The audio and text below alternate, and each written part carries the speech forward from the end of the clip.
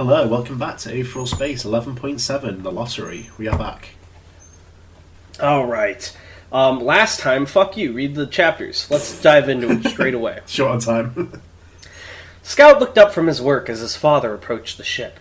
He'd been modifying his plasma rifle, trying to reduce the reload time as much as possible in preparation for the coming battle. The actual output of the weapon wasn't as important.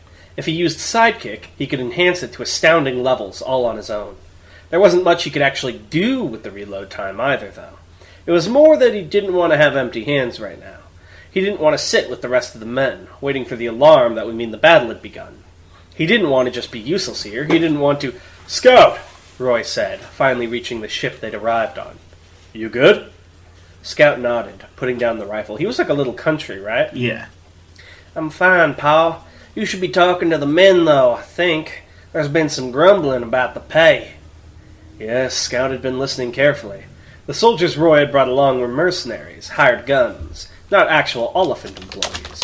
He hadn't wanted anything to link their appearance here to the rest of the organization, Scout guessed. These guys weren't on the level of the Hive or Malkuth or those types, Hive of of course. Malkuth. Hive of Malkuth, or those types, of course, but they'd still paid a shiny statter for their services. Then again, taking on the Supreme demanded many shiny statters.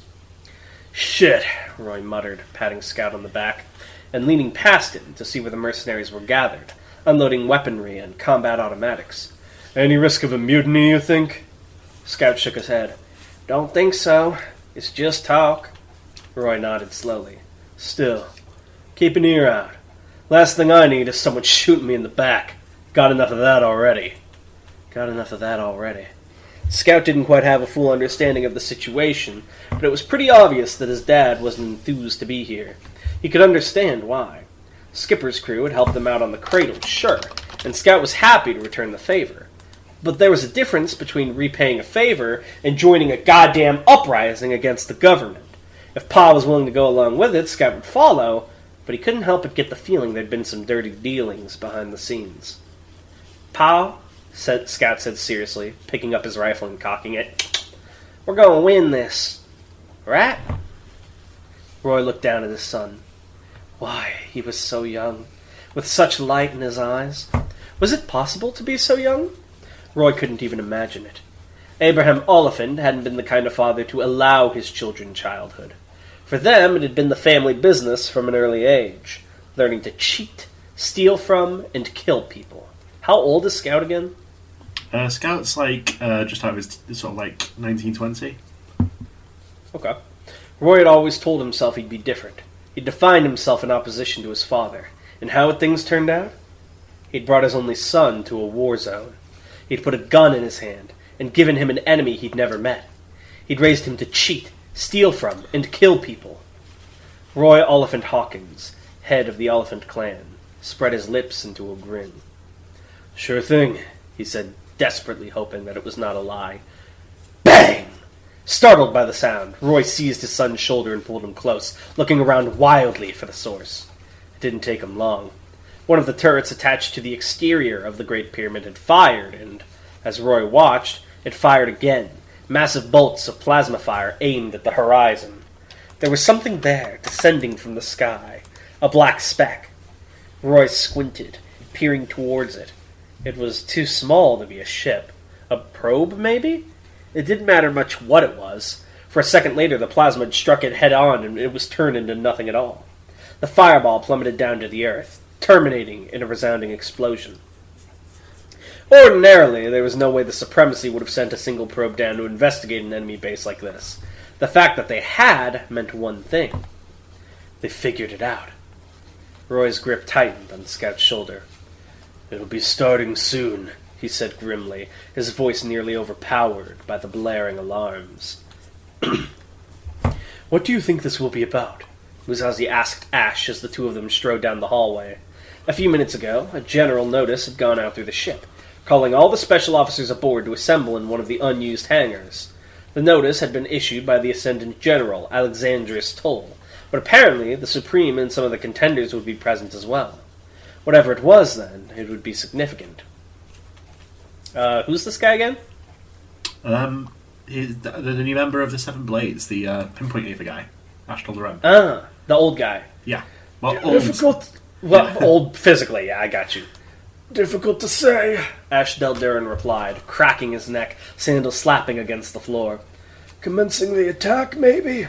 Though there should be more activity among general personnel if that's the case. Indeed, Musashi nodded. Even if the special officers would be participating in the attack on Elysian fields, ordinary troops would still be required to occupy territory and eradicate Regiment Red. A gathering of individuals did not an army make. Musashi was well aware that each and every special officer would follow their own methods once they landed, rather than acquiescing to an overall plan.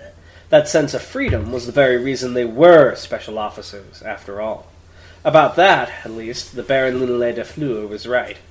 Musashi spared a glance at his companion as they walked. It was a strange sensation, knowingly putting yourself in range of someone who could kill you with a punch. Ash Tal'Daran was spoken of in the same breath as people like Ariana Havd or Tom Fuller. Fuck you, Tom Fuller. Okay. Don't fuck with Tom Fuller. He's masters of the art of murder.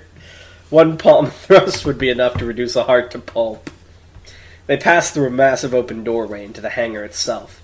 The gargantuan chamber was void of ships, but now just as full of people. Special officers of every shape and size stood and sat around, waiting for the announcement to begin. A chill went down Musashi's spine as he looked up. A floating platform was hovering high above the gathering, and standing on it were 4 specters of death. Avaman the announcer, for whatever reason, didn't seem to be present.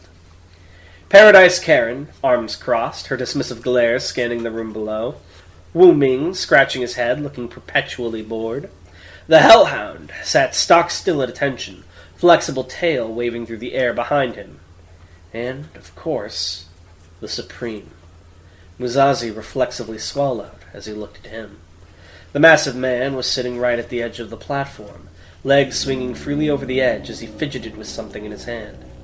As Musashi watched, he stifled a yawn with one brutal hand.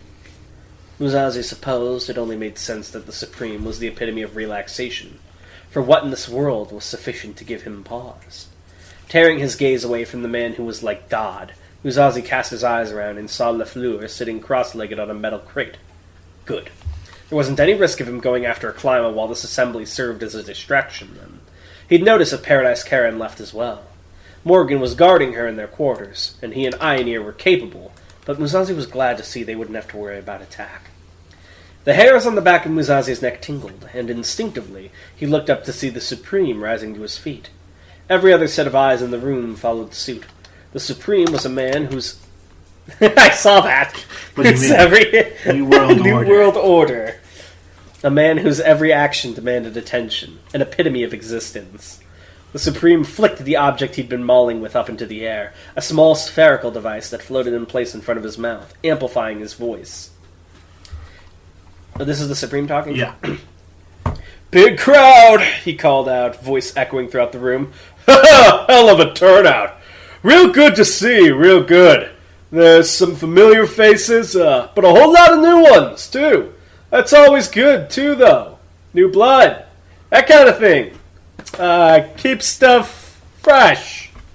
It's like an awkward... This is like fucking watching Kendall talk. Certain flavor. Musashi glanced at the listening crowd, recognizing a few faces among the gathering. Winston and Beatrice were standing with their father, Marcus Grace, a professional-looking man with short white hair and twinkling blue eyes. Unlike most special officers, he elected to wear a standard-issue white officer's coat with only minor adjustments. A silver pistol, beautifully engraved, was secured by a holster at his hip. His attention was firmly on the Supreme, too. Anyway, the Supreme grinned. He's doing the fucking anime boy, like hand behind his head. Scratching. We're not here to catch up. Hell no, we're not. We're here to throw some punches, right? He raised a fist into the air, and a chorus of obligatory cheering rang out throughout the crowd. Musashi found himself joining in. It was only the right thing to do. Now, I'd love to hop right down there and get started, the Supreme continued. But apparently that's going to be a little tricky. Tell them about it, Alex. A massive hologram flickered into life, an enlarged version of the Ascendant General hovering over the gathered special officers. His hands were... there we go! His hands were clasped behind his back, and his expression was thoroughly unamused. I fucking love Aetheral Space, guys, so much. Tan, I hope you know, I feel like I've been teasing you too much lately, but I just love you and your writing so much. Thanks. I hope you know that. I do it out of love, like, genuinely. I fucking love Aetheral Space. Musashi remembered the conversation he'd had with Toll on the Child Garden. The Ascendant General disapproved of the individualism the Special Officers Commission encouraged. No doubt this gathering, with all the resultant chaos, was everything he loathed about it laid out right before him. All the same, he spoke. The enemy has erected an unknown form of barrier around Elysian fields. Every group of probes or ships we have ordered to descend were annihilated the moment they entered the atmosphere. Sliced to pieces, as far as we can tell. Musashi frowned. So they'd just be waiting here? Was that what they'd come here to be told? However, the Ascendant General pressed on. Why can't they just change the system to shred single file? Because it targets the organizational structures, like one at a time has no organizational structure. They can't, like, change its targeting mechanism? No, they do not, like, they can only make it do what it's built to do, basically. Gotcha. This is like weird gene tyrant biotechnology. It's a miracle that it's working at all. Oh, yeah. However, the Ascendant General pressed on, we have discovered a way to bypass this barrier. It seems, for whatever reason, that this automatic defense system only targets groups. A single probe or a ship with a single pilot can descend safely, so long as no other vessel is within the barrier at the same time as them. By gradually trickling our forces down in such a manner, we can stage an attack. But they obviously don't have a ship for every person here, do they? Perhaps we'll find out. I was buying time to drink water, but your answer was very quick. Ash raised a skeptical eyebrow next to Musashi, and honestly, he couldn't blame him. An invasion conducted one person at a time sounded like a recipe for disaster. Once the enemy's considerable forces identified their landing zone, it would be child's play to get there and massacre them before they could attain sufficient numbers to defend themselves. Musashi did not doubt his own abilities, but there was only so much one man could do against hundreds of fellow Aether users. The Ascendant General opened his mouth to speak further, but was interrupted by the appearance of another hologram on the other side of the Supreme. As Commissioner Caesar appeared, similarly enlarged, Musashi saw Toll's brow crease in annoyance. Caesar's not like the wispy guy from Arcs 10, is he? She's like professional. Okay. Normally, she smiled, a drip feed strategy like this would mean landing our troops one man at a time and hoping the enemy doesn't find out our location before we've built up our forces. Needless to say, that isn't exactly practical. With the help of Special Officer Paravi Pala, we've managed to improve our chances a bit. Some heads turned to the person in question. Personally, Musashi didn't know this Paravi Pala, but it was easy enough to spot them if you followed the crowd. Paravi Pala was fairly short, clad in small overalls that were still too big for them. They were swaying dreamily on the spot, a quiet smile on their lips, their unkempt purple hair sticking out in every direction. As the attention of the room turned to them, they offered a sleepy wave, and as they did, Musashi saw a wet paintbrush clutched between two of their fingers. One of Pala's abilities, Caesar explained, is called Gallery Maxim. It allows them to record up to 5 people in the form of paintings, and keep the paintings in that state until a time of their choosing. We've tested Gallery Maxim with a squad of soldiers passing through the atmosphere. Although there were 5 paintings on the ship, it did not trigger the automatic defenses. With an additional person remaining in human form in a landing pod, that means we can send down 6 people at a time. Much more feasible, isn't it? A murmur of assent ran out through the crowd, but Musashi still wasn't convinced. In the end, it was still a single-digit number of people against an entire army. The chances weren't good. It makes sense if they do, like, 1 contender to, like, 5 special officers, and then the Supreme. Like, that could work alright. As we can only send down so many people at a time, Caesar went on, it's been decided that the assault force will consist entirely of you special officers, rather than the fodder of the military. That's so fucked up. Aren't the military here? Not in this room, but the general of the military is. Yeah, the military are like the non-Aether using, like, rank and file, right? Okay. The Ascendant General's frown deepened, but he said nothing in response. And, Caesar said. We've been in discussions with the Supreme and agreed that an incentive system is necessary for your volunteer work here. Please take a look at this. Oh my god! This is amazing! It's not Tanhoney if there isn't a fucking game. Didn't you do this in Arc 7 too? Didn't you already do this? Well, that was more just like a list of bounties, really. But it had the same principle. It was like person who's affiliated but doesn't have Aether, person who's a named member of the family. God damn you. I love you so much. Oh my god. That's amazing. Okay, fuck, my face is smiling so much I can't talk. Sorry. She held up a hand and a screen swooped into existence. God damn it, I can't. I need help. Ugh, okay. A list of words and numbers. Before Musashi could get a good look at it, a smaller copy had appeared in front of his face, as it had with every other special officer. Enemy soldier, non-Aether. 1 point. What if you kill them so fast you don't know if they had Aether? Don't worry, there'll be more introduced. Enemy soldier, Aether, 10 points. Person of interest, 50 points. So named characters. Barrier, 1,000 points. Musashi's eyes widened in confusion and horror as he scanned the list. Points? What, was this some kind of game? What was this? I will say there's something uniquely dystopian and fucked up outside the shonen setting of Aetheral Space about, like, assigning point values to people's lives in a fucking war. It's, like, pretty dark. A secondary list of people of interest will be sent out shortly, and may be expanded depending on events during the assault, Caesar continued, as if it were nothing at all.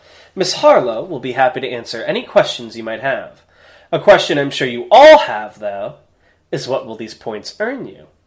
Her lips spread into a grin. Oh, fuck me. Never mind. She grinned.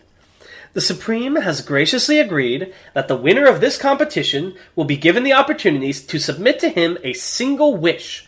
So long as that wish is in his power to grant, he will do so.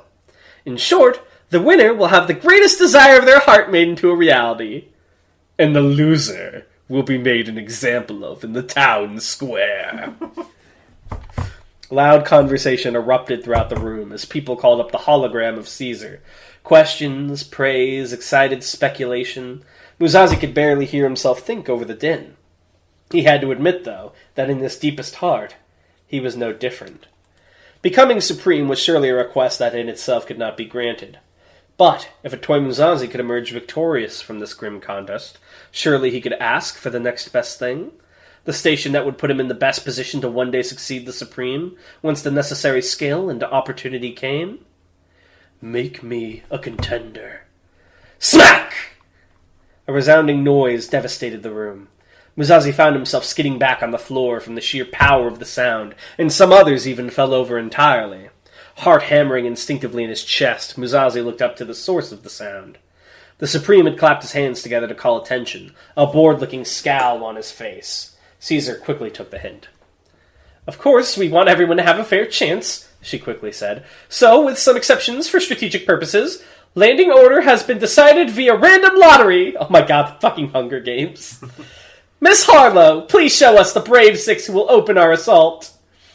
The screen before Musashi changed, and he took in a breath.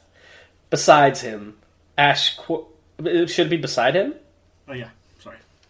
Beside him, Ash quietly cursed. Lord Ming did say that Lady Karen would act against you, he muttered, but I didn't think she'd be this blatant. The names of the first six who would set foot in the maelstrom of Elysian Fields were as follows. The Supreme! He doesn't even get a name?! What's his name? You can't call him his name, that's illegal. Is that real? Why? So, while you're actively the Supreme, you are only the Supreme. Does that mean a climate doesn't get to have a last name? Yeah. What?! Does that mean if she, gets married and gets someone's last name, she's disqualified from becoming Supreme? No, it doesn't really work like that. This is insane, Tan! Alright. I will not question the insane logic of the Aetheral Space universe. Anastasia, Dark Dancer, cool. Mazel Rowe, dope. Jester Marble, interesting. Trucio Harshian Maldonado, based. And a toy Musashi. Musashi glanced back up at the floating platform, and for the briefest moment locked eyes with the self-satisfied glare of Paradise Karen. That was the way things were going to be then? Very well. He'd never been one to back down from a challenge, after all. So real quick, in setting, the Supreme has, like, canonically annihilated whole armies, right? So, like, how is this really a challenge? Like, there's no way he doesn't win this, right? Unless someone else destroys the barrier.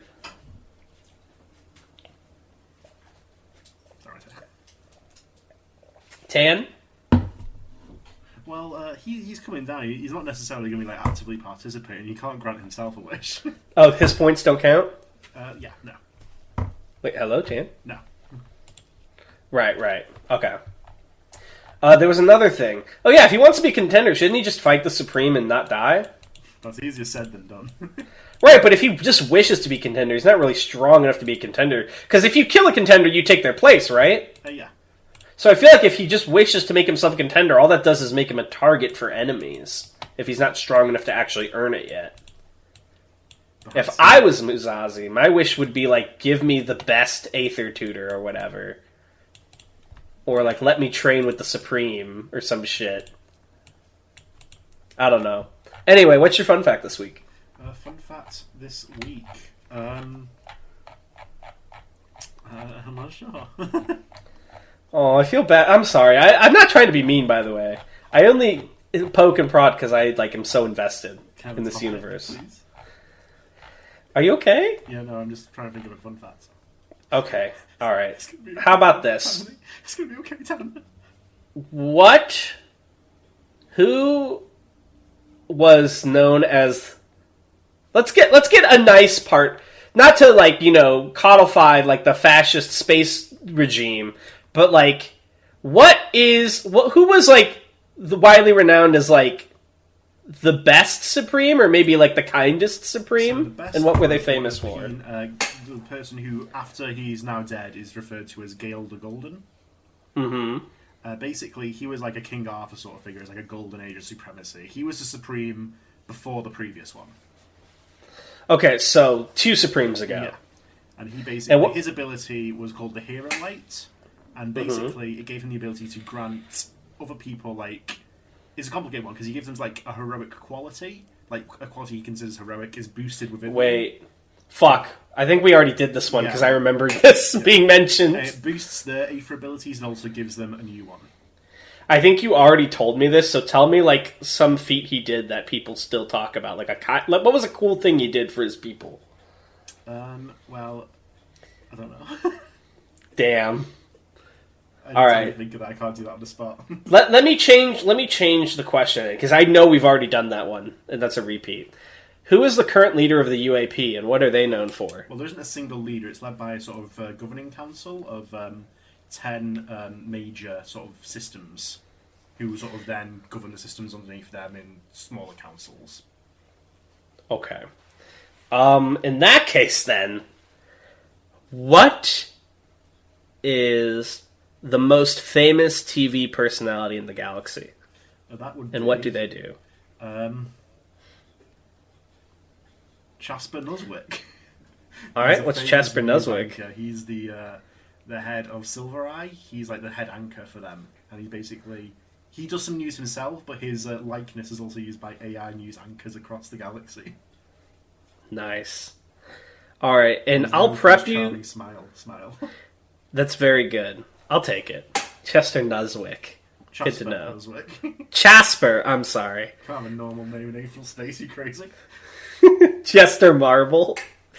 I love Anastasia Dark Dancer. I'm not gonna lie, that kind of fucks.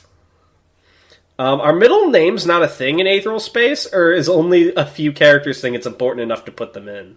Well, a lot of people have middle names, but some kind of people like just have their middle names as part of what they're addressed by.